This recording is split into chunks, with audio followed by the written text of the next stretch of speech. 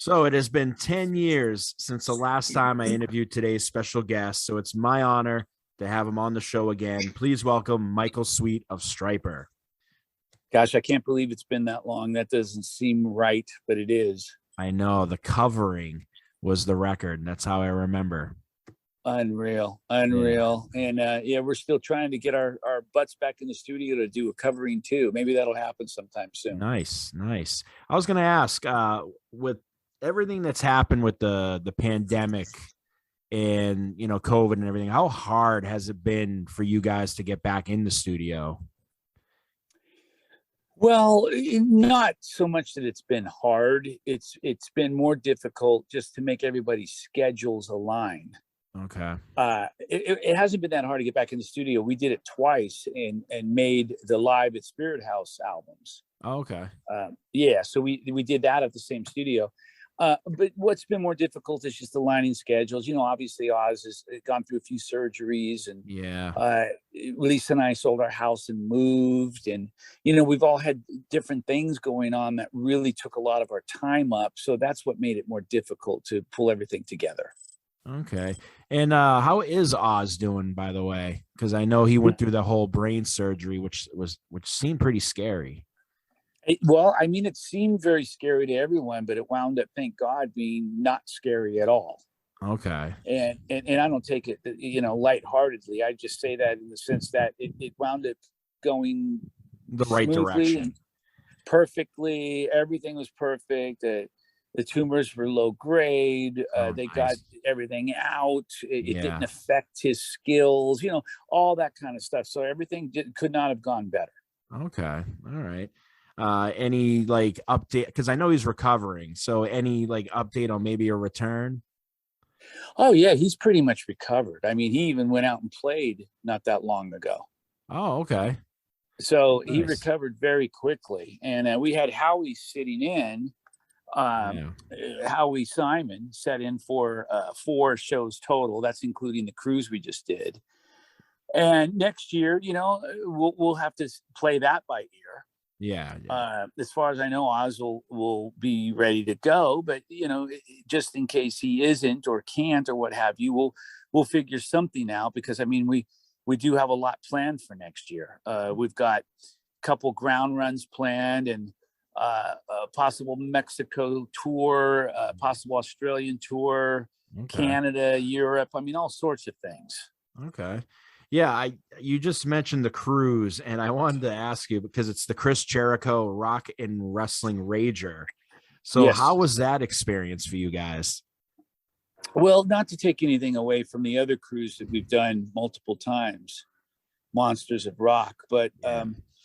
I'll tell you what I noticed about the Jericho cruise, Chris Jericho cruise, is just it was very laid back in the great sense of the word. It was just Okay. it they didn't overbook uh, the artist. So on Monsters, or at least it seems like there's 100+ bands, and it's hard to catch all the bands you want to see, and you'll be sitting there watching Night Ranger, and you got to run out after 2 songs because you want to go catch Yesterday or Y&T. Yeah. Yeah. Uh, and it's just really hard. There's so much. The Jericho cruise was not that way at all, and it was really nice. Okay. And we loved it. And for us to have been one of the bands that he chose and wanted on the cruise was very humbling Yeah. and Yeah. very touching. And it was really great. He treats us with such respect, and he's such a big fan of the band, and it's really nice. Not that we don't get treated with respect in other areas or with Yeah. Yeah. by or with other people, but Chris really goes the extra mile to roll out that red carpet for us and treat us with just the utmost level of respect. It's incredible.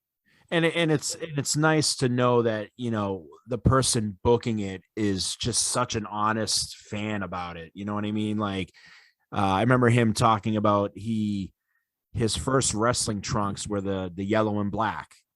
Yeah.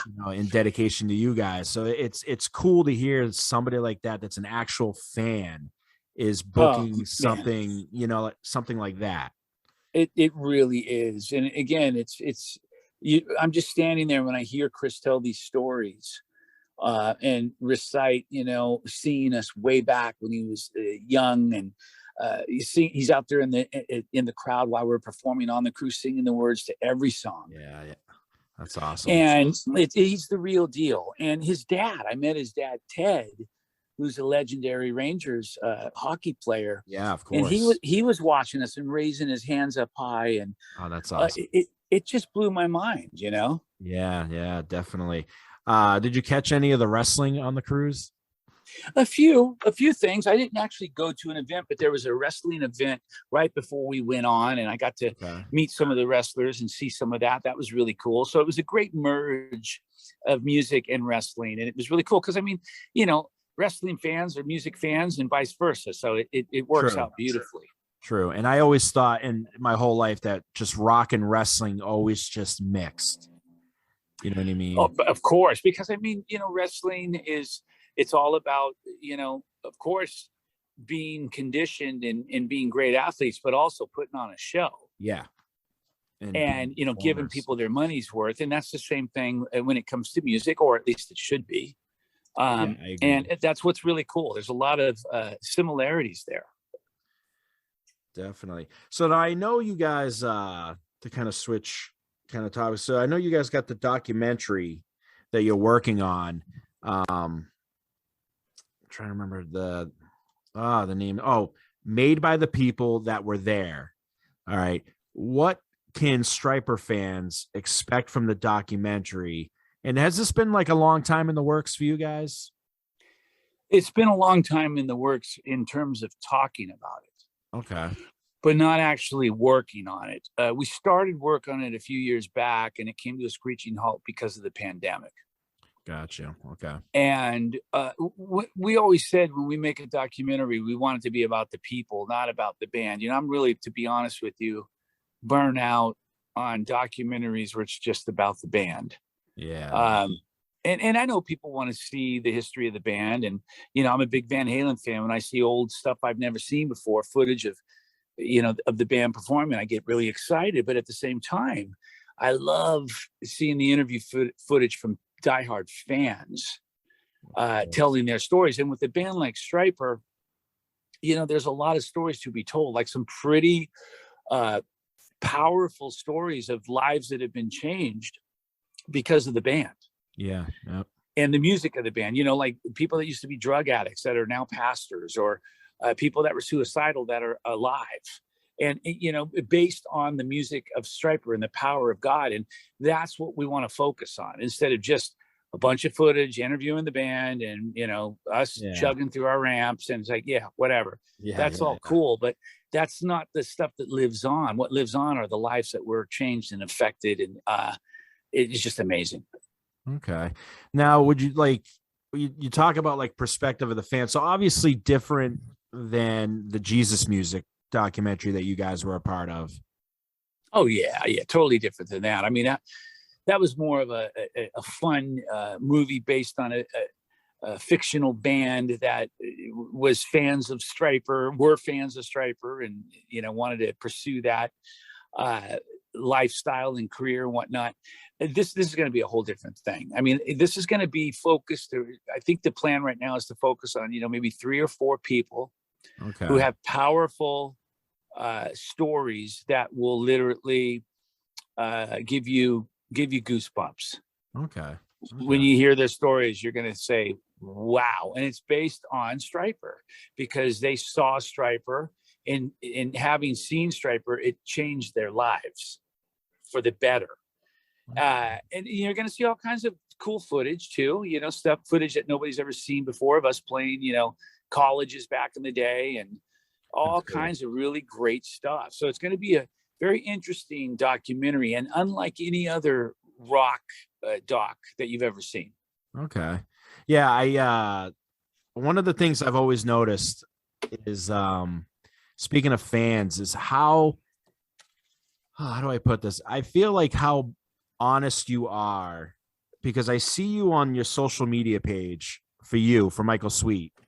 And I gotta be honest, you are, I don't know if I want to say generous in that you respond a lot, but you do a lot more than a lot of people I've ever seen. You know, a lot of people will post something and they don't really care about the comments, they're just posting it.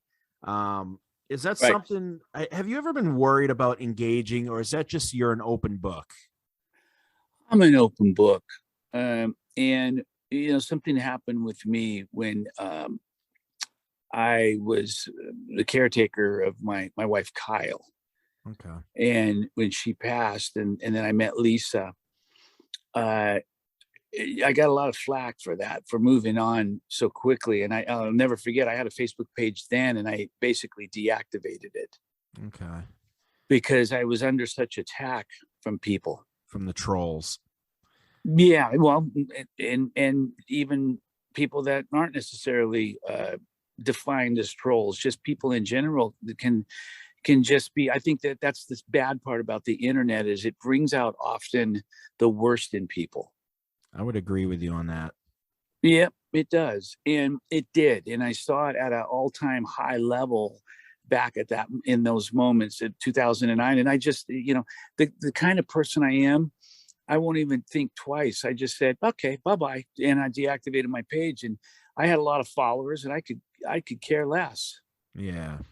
It didn't, that's not why I live. I don't live for Facebook. But at the same time, when I reactivated my Facebook page and decided, like, okay, maybe, I should do this again. And I did. And I'm glad I did. And I built more followers over the years. I decided at that point in time to be as brutally honest as I could be, and not be disrespectful, but just be honest. And that's why, if I'm smoking a cigar, drinking a bourbon, or having a cup of coffee, or what have you, Yeah. um, or there's a video in there of me dropping an F bomb or something, and somebody gets it, and instead of going, oh, no, no, don't put that up, it's, I want people to see who Michael Sweet really is, good or bad, Yeah. Yeah. from their perspective. But at least it's really me. It's not some facade that some publicity machine is creating. Because I, there's nothing like that. There's nothing like meeting the people you look up to, and they're nothing like what you thought they were. And what you see is what you get with me. When you talk to me in person, like I'm talking now, that's what you're going to get. yeah. And it's refreshing because you never really know. I mean, you idolize, guys, and sometimes you don't really know how they're going to be. But then when you see how real and honest they are, it's so refreshing. Well, man, look, I want to, when I take my last breath, and whatever's written on my tombstone, I want it to say just that this guy was real. He was refreshing. He was the real deal. Love him or hate him, he was real. And, I've met many people on both sides of the fence, on mainstream / secular, whatever you want to term it, and the Yeah. Christian side of the fence, where I can't wait to meet them. And I meet him, and I go away thinking, wow, they aren't at all who I thought. And that's from a good point of view, and that's from a very bad point of view. Yeah. Yeah. I've been on both sides of the fence, where I met people and I was so let down because they were just so nasty. Yeah. And No, then the cameras turn on, and there's that big smile, yeah. Yeah. and hey everyone, we love you so much, and then F you, I don't have time for you right now. Yeah. Yeah. Yeah. Yeah. Yeah. You know what I'm saying? I It's like, do. I do.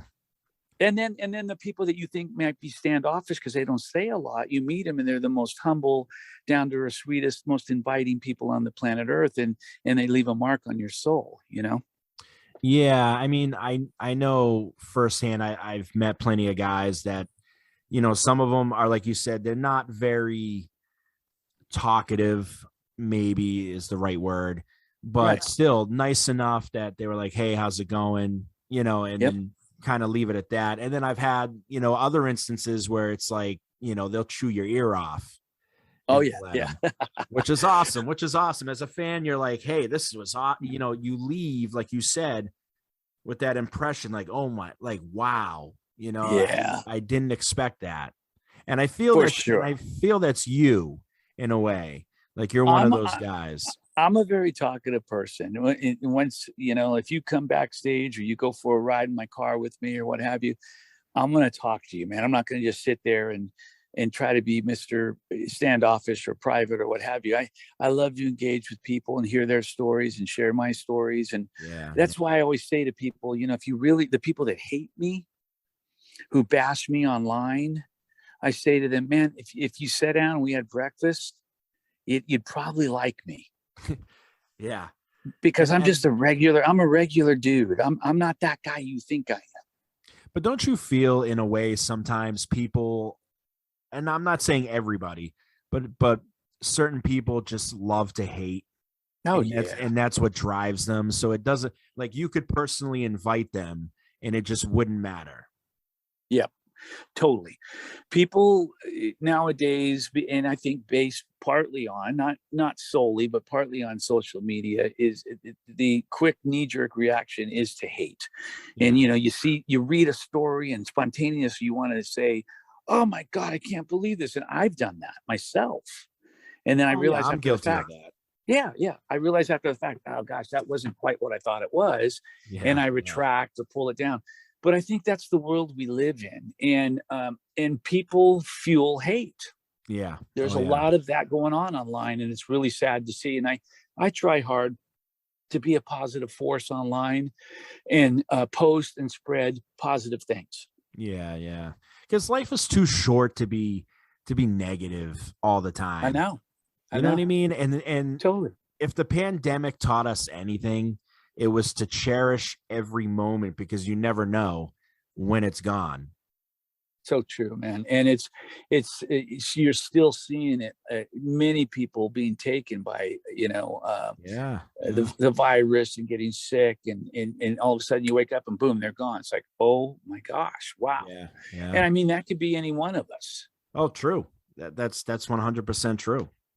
You And know I what I mean, mean? and that's why it's important for us to be smart and don't be dummies. And I always say lately, that come to the middle ground, come to the middle. You don't have to be on the far right or the far left. Just come to the middle a little bit and listen to both sides, I and wish. maybe apply both sides, because sometimes the left is right, sometimes the right is right. But Agreed. we have this mentality that, oh no, I'm not going to do this because I believe it, and the other side, oh, you're a jerk, I believe it, and it's Yeah. just polar opposite mentality. It's crazy. It is crazy. And it's happening way too much these days. Way too much. Way too much. And it's that's why it's important to just keep shining the light, Yeah. keep those batteries in your flashlight and keep that Yeah. on, and Yeah. and maybe it'll have an effect on somebody. True. Very true. One thing. So people talk about Iron Maiden having this second golden age of their career, Yeah. but I feel that you guys have done the same thing, because I mean, you want to talk about, even The Devil Believes, which is absolutely amazing. Uh, you know, Goddamn Evil, Fallen, No More Hell to Pay, etc. I feel like you guys are writing material that is definitely not outdated at all, and it's just amazing power metal. And do you agree with that? I do. It always feels a little awkward saying it coming from the horse's mouth. Yeah. It's like, when I say it, it feels a bit egotistical, although I don't mean it that way. But I do believe that we are making the best music of our lives and we're producing the best records of our lives. And I think it's always going to be an uphill battle for Stryper because of what we sing about and who we sing about. Yeah. People, it's not popular when you sing about God. And there's this mentality.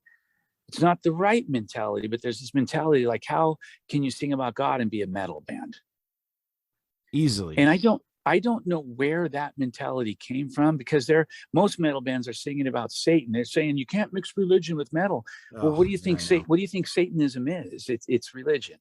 And they've been mixing it with metal from the very beginning. And just like the album title suggests, though, even the devil believes. Oh yeah. You And know what I and he mean? Like, does. And that's what they don't even realize, because even he, like, I honestly question if people really know his story, but not to kind of dive into that, but it it is astonishing that people, even if you're not big into lyrics, and maybe Yeah. that's not, your thing, you're a musician and you love hearing the music, if people just listened to some of the riffs that you guys are putting out, they're unbelievable. There's a track on Even the Devil Believes that I love so much, and it's How to Fly. Oh yeah, yeah. That's one of my favorites too, man. Oh man, I was listening to the whole record, but the moment that one hit, I kept hitting repeat just because it's amazing and it's powerful. Yeah, I'm a big fan of those mid-tempo anthem type songs that have interesting chord changes and interesting harmonies, and that's what I lean towards. It might not be the most energetic song on the album, No, but you know, it but it's probably one of the best songs on the album from a writing perspective. agreed. And I love that one too. That's one of my favorites. And just to touch base a little bit more on what you were saying, it's really interesting to me how people who believe in the devil, Yeah. people who believe in Satan, and go as far as to even call themselves Satanists. And we've met them. I've met them, and there's some great people out there, and they're big fans of the band, believe it or not. I've always found it interesting to see that they'll put their belief and claim their power in the devil, who is a creation, but they won't put their belief or claim their power from the creator who created the devil. And they'll agree True. with you that God created the devil. They'll sit there and agree with that, but they put their faith in the devil. And I just think, wow, like you said, they obviously either don't know the story, or they do and they're in denial, or who knows what it is. But Yeah. it Yeah. blows my mind. I've never been able to understand that. And I've said this many times. God, you're not going to get any more metal than God Himself. God is True. God is a gazillion times more metal than the devil ever hopes to be. True. If it wasn't for him, it wouldn't be around. Well, God God is created God. everything. He's the ultimate and almighty, and it's like he is metal. And when you say that to a diehard metal fan, they'll look at you like you're crazy, and laugh their asses off and say, okay, yeah, whatever, dude. But it's true. Yeah, and like you said, I don't know exactly where it happened, where like all of a sudden it wasn't cool. You know what I Yeah, mean? Like, yeah. but I mean, because I think it's from a rebellious standpoint, right? Oh yeah, for sure. Yeah, For being sure. like claiming like, oh, Satan and whatever. It's because you feel rebellious. You know what I mean? And everybody wants to be a little bad. You know? Absolutely. And the thing I've said about that too recently is, you're not going to find a more rebellious group of guys than Stryper. Yeah, yeah. And it meaning we've rebelled against everyone else. That's what I'm saying. You rebelled against the norm. Yeah, we rebelled against the norm, and we did things our own way. And there isn't any other band like Stryper, but there's a gazillion bands like Slayer. Yeah, of course, of course, of course. And it's true. It's just, another Well, one it is. continuing the same, stories over and over Yeah, again. Anthrax, Slayer, all these bands that are great, and people love them and respect them. But there's a, thousand bands like that. Yeah, yeah, Some worse than others, some better than others. But there isn't any other band like Stryper. And if there is, let me know who that is. yeah, I'm curious to know. yeah. Well, one of my favorite quotes was from this. I watched this guy on YouTube called Razor Fist, and he covered you guys. And I remember him saying this comment that if you put aside the lyrics and just listen to the music, he goes, these guys are probably the premier power metal band of all time. Like, they were power metal before power metal was cool. Well, and it's funny when I hear him talk, because I've seen that multiple times and shared it before. When I hear him talk, even though he drops F bombs left and right, Yeah. which I don't have a problem with, but he's a very articulate speaker Oh, and really articulate. very well read speaker and a brilliant guy. Yeah, I agree. He's no slouch. No, definitely. He And knows his material. That's the he thing. knows his material, and not just about Stryper, but any other great metal band out there. And he's not afraid to say it. Yeah, I know. Which I admire a lot about him. Pretty cool. It's pretty cool because see, I think that's the problem a lot of times with uh Stryper fans, closet Stryper fans, or people that say or claim that they hate Stryper, is they just don't understand us. But when you really break it down, you listen to our songs. If you were to take our songs with those people and remove the lyrics and put lyrics in there about what they want to hear, they'd probably be the biggest Stryper fans on the planet. Oh, yeah, agreed. 100%. And all of a sudden, we'd be cool, I know. you know, because we worked our butts off on everything we do, and guitar solos, harmonies, and you know, I don't think anybody can say with a straight face that we suck, although we hear that all the time. Yeah, but it's probably because they're next to somebody who's a Slayer fan and they're saying, Yeah, yeah, Stryper sucks. Sorry. Like, exactly. It's like when you see a movie and there's three guys standing there and they're like, dude, come on, man, you don't like Loverboy, man, do you? And everyone's looking at him like, whoa, what's he gonna say? And he goes, yeah, no, of course not. And then he goes home and puts on Loverboy. that's And awesome. Yeah, yeah. it's the same kind of mentality. It's like I think a lot of times they're afraid to say that they love Stryper. True, But true. Stryper it's a rock show, man. If you come and see us, Oh, give it's us the time amazing. of day. I think you'll be impressed. You have a great time, and we'll definitely hit you right between the eyes with a great show. And listen, I always tell people this because the last time I saw you guys, I believe was Showcase Live in Oh yeah, Foxborough. And I remember I was so embarrassed because I think you were playing Loud and Clear yep. and you guys are going through it and you stopped it and you say, hey, how many of you guys know this song? Right. And, Yeah. people raise their hands. All right. Who doesn't know this song? And I was like, I didn't remember the lyrics. That was the problem. So Right. I raised my hand and felt so embarrassed because I was the only one that had my hand raised. I'm like, oh God, like, what am I doing? Wow, hey man, it's one of those songs. First of all, that song goes back to the very beginning, the Yeah. first album. Yep. And even though we play that song a lot, it's more of an obscure song.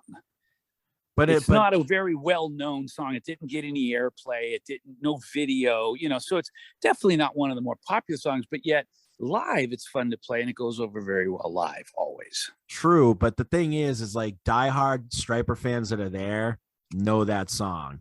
Oh yeah, yeah. You know what I For, mean? Like I thought it yeah. was cool because I know To Hell with the Devil and anything from Soldiers Under Command, but like everybody's singing loud and like they know that song, and I was like, man, I'm not that cool. Like, Hey man, it's all good. No worries. And that's the fun part of having a show like that is, yeah, talking to people and engaging with people and the different reaction and response from everyone. I love that. So yeah, cool. yeah, definitely. One last question for you. You worked with George Lynch and Tracy Guns, which is interesting, in the past. How amazing were those experiences? And is there anyone you would love to work with in the future? Well, I always talked about, first of all, amazing working with George and with Tracy. Yeah. And I always consider it a very humbling experience for me because who am I? I'm nobody. I'm just some guy who was very fortunate to make it in this crazy business, if you will. Yeah. And the fact that they want to work with me is truly humbling for me. And I question and think, well, why? I have no idea, but I'll take it. That's great. Yeah. But for me to be able to work with them, because I look up to these guys, I respect them as musicians. And for me to be able to work with them is, I'm a big fan. So it's like a kid in a candy store seeing all the candy, and I've got like $100 in my pocket, Yeah. and I can buy whatever I want. So it's just that same kind of feeling, like a feeling of excitement. So it's an honor. I'm doing another album with George. He just sent me a bunch of music. We were on the phone last night Oh, talking nice. about stuff, and we're working on that now. Okay. And then regarding who I would want to work with, I always wanted to work with Eddie.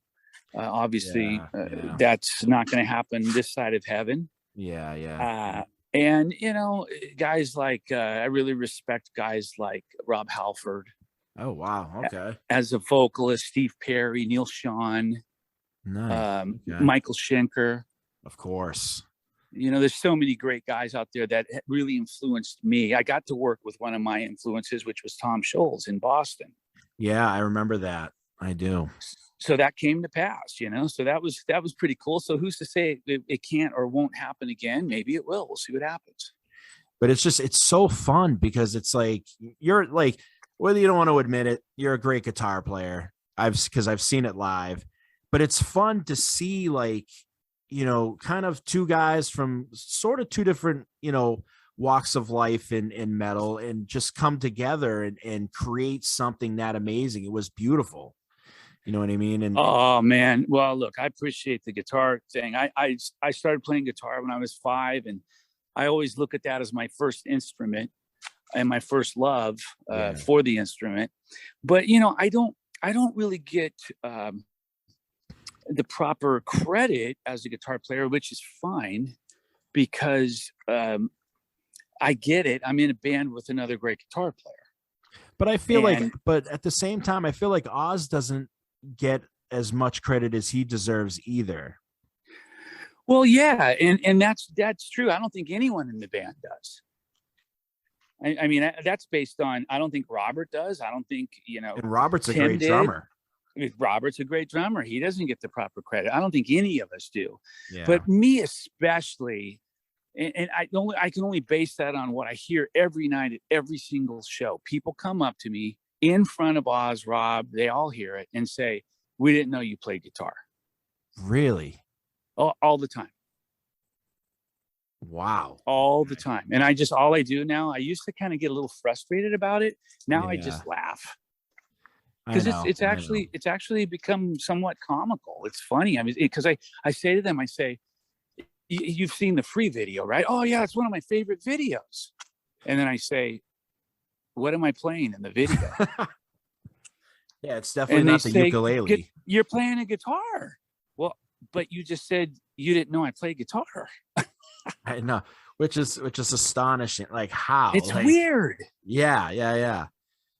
I mean, that's like, and going I think up I could only liken that to Oz is, on all the descriptions on the albums, it'll say, Oz Fox guitar, Michael Sweet vocals, back in the old days anyway. Yeah. I think people just kind of assumed Oz is a guitar player and I'm the singer, and they're surprised when they see that I play guitar. I know, but you guys have that twin guitar attack sound to you. You know what I mean? Like the very Judas Priest, you can hear it. We always have, man, from day one. Everything. We've always been a dual guitar band. We split up all the solos. We do all harmony stuff. I mean, we're a very 2-guitar band, and that's why even more so it blows my mind when diehard fans say, "Man, we had no idea how much you play guitar till we saw you tonight." And I look at Lisa or Robert or whoever's next to me, and I just say, "There you go." I know. Well, hopefully now, like, people will finally figure it out that Michael Sweet, yes, does play guitar. It really doesn't matter, because I think most people know who I am and know Stryper and know what we're doing and what we've done. And, it doesn't matter in the grand scheme of things. What does matter is, did a lyric have a positive effect on you? Did it help you through a tough time? Did it pull you out of the dumps? That's what matters to me. Yeah, definitely. I agree, because music is so powerful in that it can help heal in ways like I didn't even know, existed. For sure. And that's what it's all about. And that's what it should be about. That's why I get so bent out of shape when I see these bands. And I know we live in a free world, free country, freedom of speech, but I see these bands singing lyrics and doing things on stage that are so degrading and bringing people down, Yeah. or creating violence, or encouraging people to do bad things. It's like, it just blows my mind. Yeah, I know, but you know what? Usually that's not the music that lasts forever. Right. It's a Yeah. fad. It's a God. rebellious fad, Yeah, and it I know. goes away. I know. I get it. But man, I just think whatever we do on this planet Earth, whether it's music or, you own a restaurant, you're a cop, you're a doctor, whoever you are, whatever you do, we should all be there for one another, encourage one another, and help one another, because we're all brothers and sisters. As corny as that might sound, it's true. No, it is very true. We all come from the same place, and we're all going to the same place. Well, Hopefully. relatively speaking. Yeah, hopefully. And it's important for us to be good people. Yeah, because I mean, you want to leave a lasting impression, and if you're going to leave a lasting impression, make it a good one. Exactly. All right. Exactly. Well, thank you so much for coming on. I appreciate it. Hey, brother, thanks for having me, man. Great talking to you again. And let's try not to make it 10 years. Okay. All right. Definitely sounds good.